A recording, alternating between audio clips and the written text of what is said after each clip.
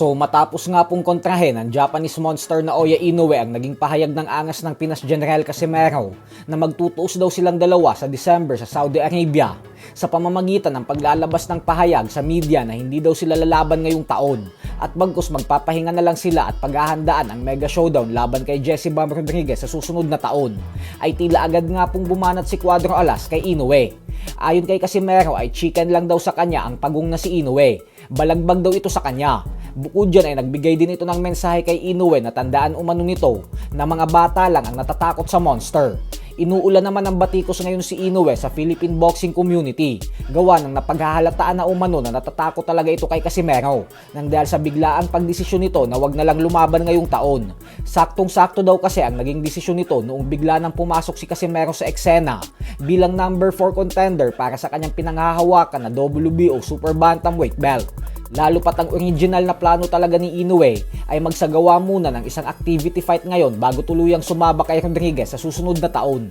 Sa kabilang banda naman mga idol ay isang napakagandang balita naman nga po para sa ating mga Pinoy boxing fans. Ito po ay dahil nakatakda ng magbalik sa ibabaw ng lona ang ating pambato na si Mercito Gesta sa September 11 kung saan sasagupain niya ang Puerto Rican knockout artist na si Jorge De Jesus sa San Diego, California.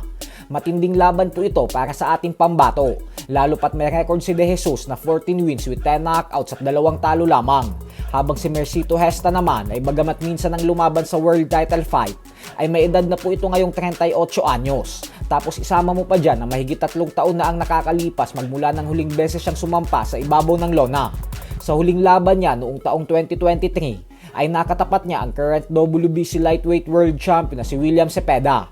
At dahil alam naman nating lahat kung gaano katindi si Cepeda na malarobot ng dahil sa hindi ito napapagod magbato ng mga suntok sa buong laban, kaya hindi talaga dito tumagos ang ating kababayan. Kaya natalo ito via 6-round knockout.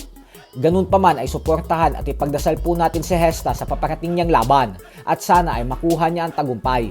Samantala, bagamat nga po nagawang talunin ni Ryan Garcia si Devin Haney na siyang kalaunan ay binawi ang kanyang panalo ng dahil sa pagpupositibo sa pinagbabawal na gamot, ay tila wala pa din nga po ng respeto ang former pound for pound king Terence Crawford kay Garcia. Ayon kay Crawford ay isang pangkaraniwang boksingero lang naman daw talaga si Garcia. Sa katunayan daw kasi ay hindi ito matalino pagdating sa ibabaw ng lona. Ang tanging dahilan lang naman umano kung bakit nagawa nitong talunin si Haney ay dahil napakadami ng beses nagtuos ng dalawa sa amateurs, kaya pamilyar na ang mga ito sa isa't isa. Bukod dyan ay sinabi din ni Crawford na masyado daw minaliit ni Haney si Garcia at nadala ito sa mga antics ni Garcia bago ang bakbakan. Pero kung magtuos daw ulit ang dalawa sa isang rematch, ay naniniwala umano siya na magtatagumpay na si Haney. Lalo pat paulit-ulit lang naman daw ang galaw ni Garcia na left hook. Masyado umano itong madaling basahin. So hanggang dito na lang po muna tayo mga idol.